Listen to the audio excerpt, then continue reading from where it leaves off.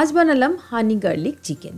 ভীষণই ভালো হয় এই চিকেনটা খেতে, আর খুবই অল্প সময়ে এটা তৈরি করে নেওয়া যায়, একদমই ঝামেলা কম। এখানে আমি নিয়েছি চিকেনগুলোকে আমি ভেটকি মাছের ফিলে আমরা যেভাবে ঠিক বানাই সেভাবেই কিন্তু আমি পাতলা পাতলা করে স্লাইস মতো করে কেটে নিয়েছি। তারপর দিয়ে দিলাম অর্ধেকটা লেবুর রস, গোলমরিচের গুঁড়ো, স্বাদ মতো নুন, আর দিয়ে দিলাম একটু কাশ্মীরি রেড চিলি পাউডার কালারটা ভালো আসার জন্য।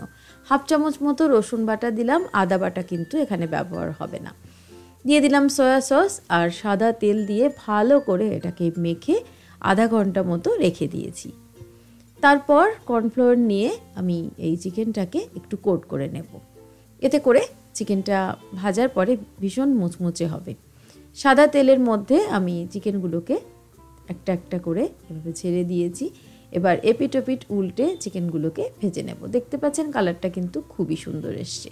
সবগুলো চিকেন আমি একইভাবে ভেজে নিয়েছি, তেলটা একটু কমিয়ে নিয়েছি, তারপর এর মধ্যে দিয়েছি রসুন কুচি। রসুনটাকে ভেজে নেওয়ার পর সামান্য একটু জল দিয়ে তারপর দিয়ে দিলাম সয়া সস আর বেশ খানিকটা পরিমাণ মধু। তারপর দিয়ে দিলাম গোলমরিচের গুঁড়ো। একটু নেড়ে নিয়েই তারপর ভেজে রাখা চিকেনগুলো দিয়ে দেবো। আর চিকেনগুলো দিয়ে একদমই কিন্তু বেশিক্ষণ আমরা নাড়ব না। বেশিক্ষণ নাড়লে এর মুচমুচে ভাবটা কিন্তু একটু কমে যাবে। আর মধুর পরিমাণটা আপনারা চাইলে একটু বাড়িয়ে কমিয়ে দিতে পারেন। চিকেনটা আমার একদম তৈরি, আমি সার্ভ করে নিয়েছি। কেটে একটু দেখিয়ে দেব কেমন নরম হয়েছে। আপনারা কিন্তু অবশ্যই এটা ট্রাই করে দেখবেন।